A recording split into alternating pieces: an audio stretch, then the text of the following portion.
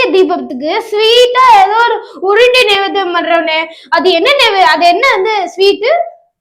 பொரி உருண்டை, நெல்லு பொரி உருண்டை, அவல் பொரி உருண்டை. ஓ, அது ஏன் நைவேத்தியம் பண்றோம்னு உனக்கு தெரியுமா? ம், அது ஒரு பெரிய ஸ்டோரி. கொஞ்சம் பொறுமையா உட்காரு, நான் சொல்றதை கேளு. ம். ரொம்ப ஆச்சரியமா இருக்கும் இந்த விஷயம். ஆ, ஓகேவா? ஆ. ரைட். சரி, இப்ப இந்த கார்த்திகை மாதத்துக்கு உண்டான ரொம்ப அருமையான ஒரு உணவு என்ன அப்படின்னு கேட்டோம்னா, நெல்லு பொரி அண்ட் நம்மளோட சொல்ற அவல் பொரி அப்படின்னு சொல்லி. ஏன்னா அந்த குளிர்காலத்துக்கு ஏத்த மாதிரி இருக்கிற அந்த உணவு வந்து அந்த காலத்துல ரொம்ப பக்குவமா சொல்லி கொடுத்துருக்காங்க. அதுலதான் வந்து என்ன பண்ணுவாங்கன்னா, இந்த நெல் பொரி உருண்டை, அவல் பொரி உருண்டை இந்த ரெண்டுத்தையும் செய்யற வழக்கம்.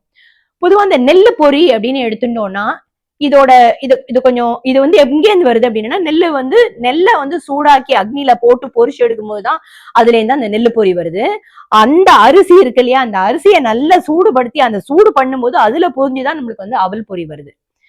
இப்ப நம்ம அப்படியே இதை நம்ம வாழ்க்கைக்கு உள்ள அப்படியே பார்த்தோம்னா, சுவாமி வந்து என்ன சொல்லியிருப்பாரு வந்து நம்மள வந்து எப்படி ஒரு சோதனை பண்றாரு அவரு, துன்பப்புடத்தில் இட்டு தூயவன் ஆக்கி வைத்தாய் அப்படின்னு. தங்கம் கூட ஒரு புடம் போட்ட சுத்த தங்கமா ஆகணும்னா அத அந்த தீயில இட்டு சுத்தப்படுத்தணும்னு சொல்லியிருக்காங்க. நம்ம இந்த கார்த்திகை மாச பௌர்ணமியில என்ன பண்றோம், அரிசி பொரி, நெல்லு பொரி அப்படின்னு பண்றோம் இல்லையா. இதுவும் என்னது, அந்த அக்னியிலேருந்து தான் நம்மளுக்கு கிடைக்கிறது. அப்போ நம்மளோட பாவங்கள் எல்லாத்தையும் நம்ம என்ன பண்ணணும், அத்தனையும் அந்த தீயில இட்டு நம்மளை தூய்மையாக்குறதுக்கு அப்படிங்கறத உணர்த்துறதுதான் இந்த அற்புதமான நெல்லு பொரி அந்த அவல் பொரியோட தத்துவம் அப்படின்னு சொல்றோம். இந்த கார்த்திகை தீபத்தும் போது என்ன ஆகும், மழை பெஞ்சு அப்படியே அப்ப கொஞ்சம் கொஞ்சமா வந்து என்ன ஆகணும், மார்கழிக்குள்ள நம்ம போகணும்.